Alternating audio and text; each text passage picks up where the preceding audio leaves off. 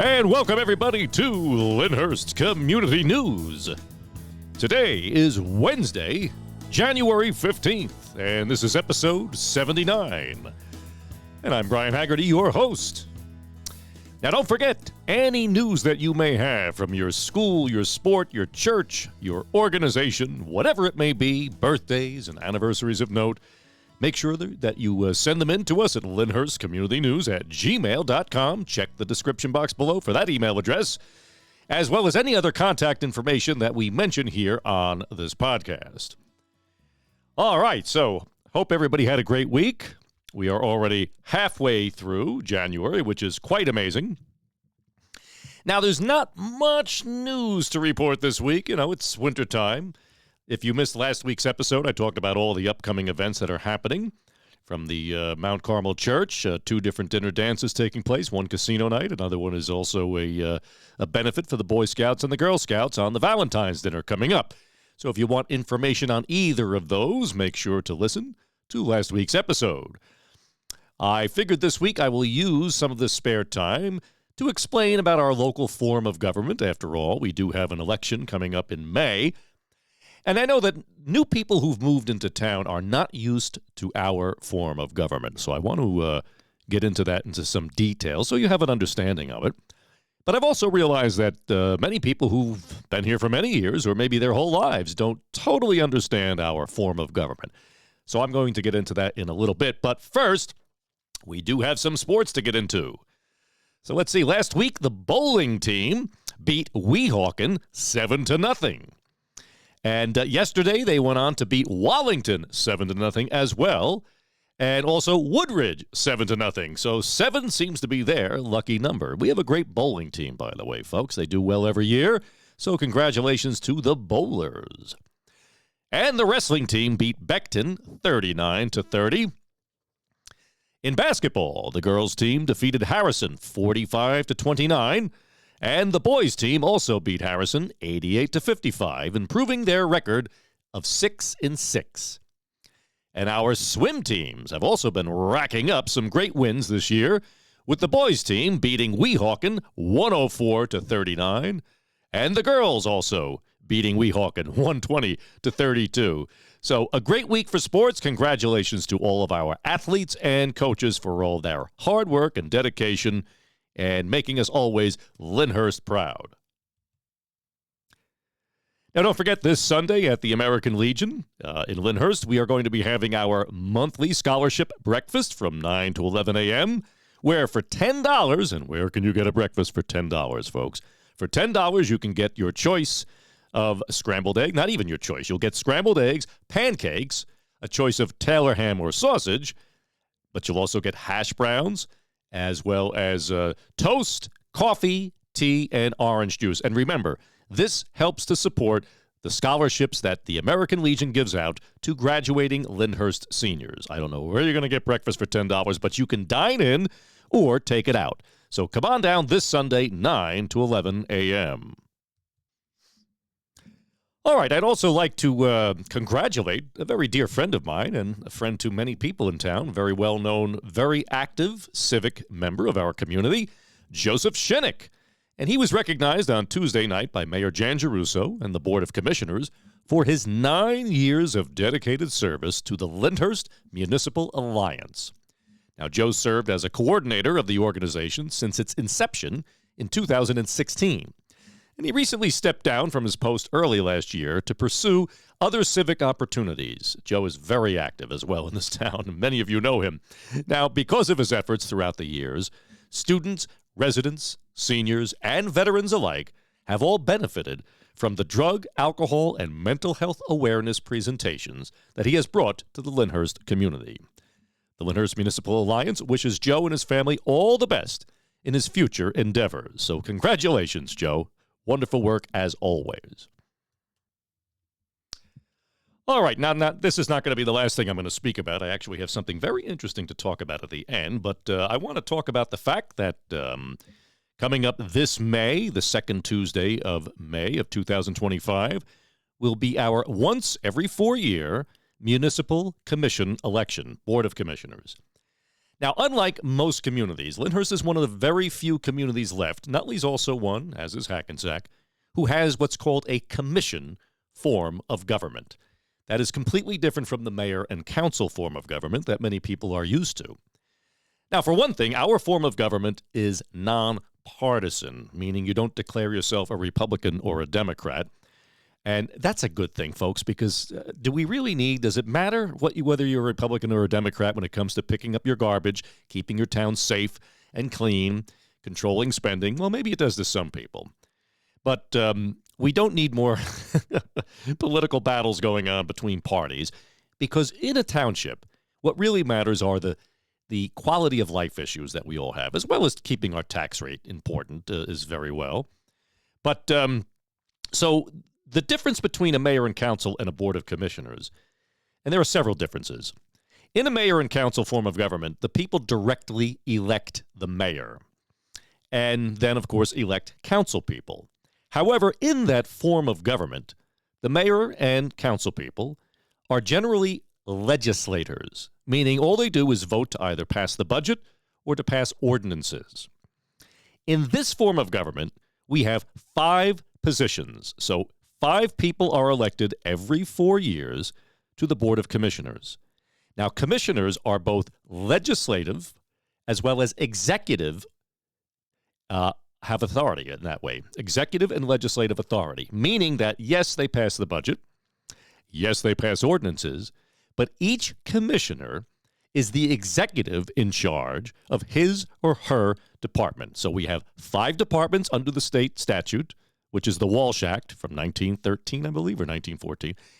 And each department contains specific responsibilities throughout the township. For instance, here are the 5 departments. We have the Department of Public Safety, which includes your police department, your fire department, your emergency services, as well as your court system, including your ticker meter maids, your ticker writing tickets around town. So anything that has to do with public safety comes from the Department of Public Safety. Currently, the commissioner who is in charge of public safety is Mayor Robert Jangirusso. The next department is the Department of Public Works.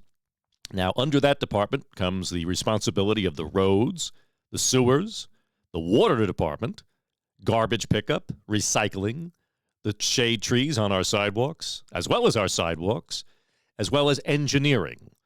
Now, the Public Works Commissioner is in charge of this department. He or she is the executive in charge of this department. However, he or she can't just go out and pave a road or do public improvements, such as putting down new water mains or new sewers. That must be voted upon by the entire Board of Commissioners because it involves spending money. And in order to spend money, we have to go out to bond on these capital improvements. So that's the Department of Public Affairs. Currently, that is Commissioner Richard Jarvis. The next department is the Department of Public Affairs. Now, it's a smaller department. Under that department comes the clerk's office, the registrar's office, the construction department, the tax assessor, as well as the planning and the zoning boards and the health department. Now, the commissioner oversees this department, and again, most of these are statutory positions. The clerk is a statutory position, meaning it exists via statute. We don't create that position. We have to have it by law. Same with the registrar, same with the construction official, as well as the tax assessor. So the current Commissioner of Public Affairs is Karen Haggerty. And if that sounds familiar, yes, that's my sister-in-law. The next department is the Department of Parks and Recreation. That department involves taking care of all township buildings and properties, as well as all sports fields, as well as organizing sports teams, activities for seniors when you hear about those bus trips to Atlantic City or plays into New York. That all comes under Parks and Recreation. The current Parks and Recreation Commissioner is John Montillo. And finally, the last department is the Department of Revenue and Finance. That is the department that oversees the tax collector as well as the water department. And they collect, of course, the fees for the water. Your water bill gets paid not to the Public Works, even though Public Works handles the water department and handles the work on the water. This is actually the collections department for your water bill. Also, our chief financial officer comes under the Department of Revenue and Finance. It is definitely the smallest department. And another thing, too, when you get your tax bill, always remember that you look at the total number there, whatever your tax is, your municipal portion is, I believe, around 38 or 39%. The school portion, which is a completely separate autonomous board, the Board of Education, is the largest portion of your tax bill.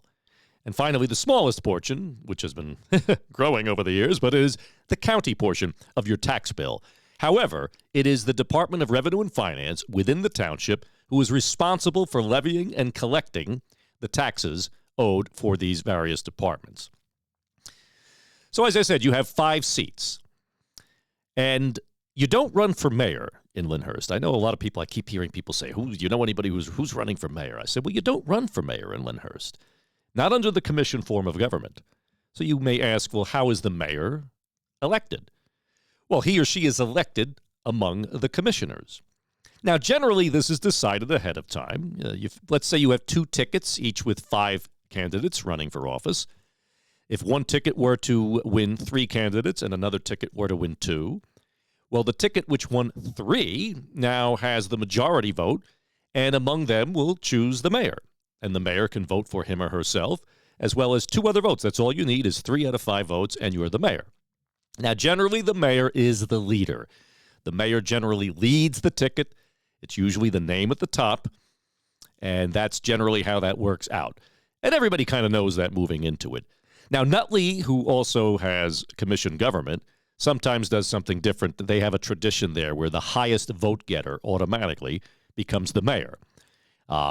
See, here in Lyndhurst, we bracket up generally in tickets, meaning 5 people can bracket together to appear on one ticket on the ballot.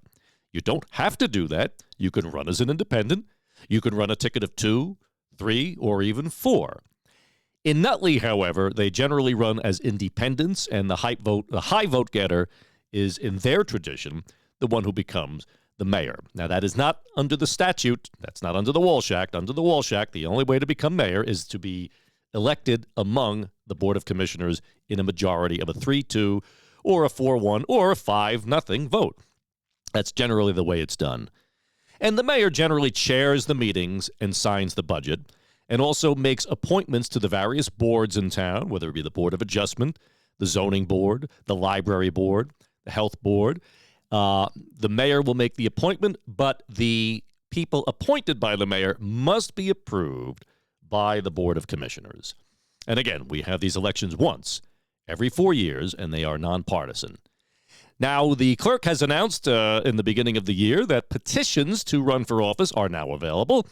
They are due back by February 27th at 4 p.m. at the clerk's office. So if you or anybody you know is interested in running, you can go down there, take out some petitions. You have to circulate them. You have to get a certain number of signatures. The clerk will let you know how many you need. You can sign up to 5 separate petitions because there are 5 separate seats that are available. So that's really how our local government works. As I said, I know a lot of the people who are new to town are really not familiar with this form of government, but that's how it works. And what I do like, having served as a commissioner for 2 terms, what I do like about it is that as a member of the public, for instance, I'll tell you a story. Now, in my first term, I was the Commissioner of Public Works. So what would happen is, let's say I'm out somewhere or I get a phone call from a resident who's interested in having a tree trimmed or needs a sidewalk repaired or maybe a curb repaired or maybe some potholes filled in the street. If they call and request to speak with me, I, as commissioner, can direct the superintendent to immediately take care of whatever issue they have phoned about. Now, if I were a councilman, let's say in Rutherford or North Arlington or most communities, I don't have the ability to do anything. All I can do, I cannot legally, if I'm a councilman, I cannot reach out to the superintendent of public works. I would have to go through the town administrator or the town manager, because there are various forms of mayor and council. Some use an administrator, some use a manager. So you really don't have much to do as a councilman. But when you're a commissioner, you're running a department. Now, the departments are each headed up by a supervisor, by a superintendent, or a department head. So it's not as if it's a full-time job, although it can very many times turn into one with the amount of time and energy that one needs to put into this. But that's generally how it works. So if you're looking to get something done, you can go directly to the commissioner. And the commissioner can take action on his or her own because he or she is the executive of that department. So that's how that works. So next time you're wondering, if anybody asks, you can refer them to this episode. And people really should understand how their local government works. I think that's important. I think Lyndhurst is a phenomenal community. We all know how much I love this community, and I know you all do too, especially those of you who are regular listeners. It's a township where people have lived here for generations.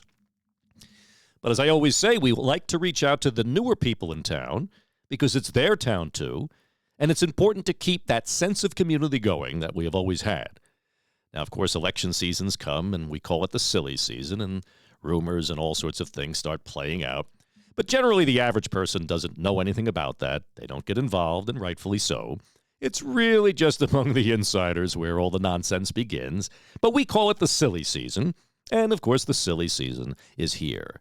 But all we hope is that at the end of the day, whoever runs and is elected has the best and greatest interests of our township at heart and will do his or her best to do what is right for our community in moving forward. So that's the story of our local government. All right, and finally, I want to talk to you about a presentation at the Lyndhurst Public Library, which will be held on Saturday, February 22nd at 11 a.m., and that presentation will be given by me, yours truly. Now, this is something that may be things that you've never heard of, but I'd like to explain it to you right now about what this presentation is going to be. Now, you've all heard of, I'm sure you've all heard of, some of you may not have, the term near-death experience. So what is that? Well, let me explain. Now, since the early 1970s and the introduction of cardiopulmonary resuscitation, known as CPR, doctors around the world became aware of an increasing number of patients who had been revived thanks to CPR, who would share stories of what they experienced while they were clinically dead. Because when your heart stops, you are clinically dead. Your brain activity is zero. That's it. You're done. Now, the stories are throughout cultures and religions and regions of the world. So this is not exclusive to the United States, nor is it exclusive to a religion or a group or a culture. All of these cultures and religions and all these regions around the world all seem to describe this same or similar experience of the patient as having left their body and then seeing and hearing everything in the emergency room or the operating room or the accident scene. And then after that, they find themselves traversing through a tunnel and arriving in what they describe as a most beautiful, indescribable place, which to them, they all say that felt more like their real home, that was more like reality to them than this is, and that it was indescribable. Now, many people are greeted by loved ones, family members who had already, quote-unquote, passed away. Some are greeted by religious figures or robed, beautiful figures who always exude complete and unconditional love. And lots of other things take place during these experiences, but generally they're told it's not your time. You have to go back. Sometimes they're given a choice of whether or not they'd like to go back. But one thing everybody reports is that they didn't want to come back. They wanted to stay there. Now, as these incidents continued, doctors and scientists alike from around the world began to document and study these experiences as they felt that there had to be something to them. And as a result, several came together to form what would become the International Association of Near-Death Studies. And we abbreviate that as IANDS, IANDS. It's a nonprofit organization dedicated to advancing the study of these amazing phenomena. And one of the founders of IANDS was Dr. Raymond Moody. Now, he authored the famous book entitled Life After Life. And he was the one who originally coined the term near-death experience, or, as we say, NDE. Now, nearly 50 years later, IANDS has grown to over 1,500 members in the U.S. and internationally.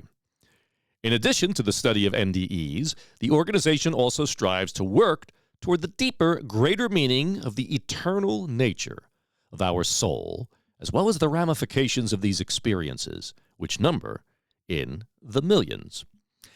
So I'm a member of IANDS. I'm actually a moderator with them, and I have just recently begun to be a local group leader. And once a month, if you want more information on this, I do host meetings here at my home once a month. And if you want more information, just please send me an email to Lyndhurst Community News. I'll be happy to let you know. If you want to visit, I'll put the website, I'll put the link in the description box. But I've been researching these things for about 20 years, and I've probably read thousands of accounts of people's near-death experiences. They're absolutely fascinating. And what was more amazing is that when I put out the announcement that I was going to be hosting these meetings locally, several people I knew from town reached out to me and said that they themselves had had a near-death experience. So it is far more common, but more so today, people are willing to actually discuss it openly. Years ago, people would come back and they wouldn't discuss it because they felt that they would be considered insane or ridiculed for what they experienced. But again, this is a scientific organization. This is where doctors and scientists began to notice, especially when people would come back and they would tell the doctor everything that they heard, every conversation that they heard in the operating room, but not only in the operating room, sometimes down the hall in the waiting room or in the office. They were aware of it because they were out of their body.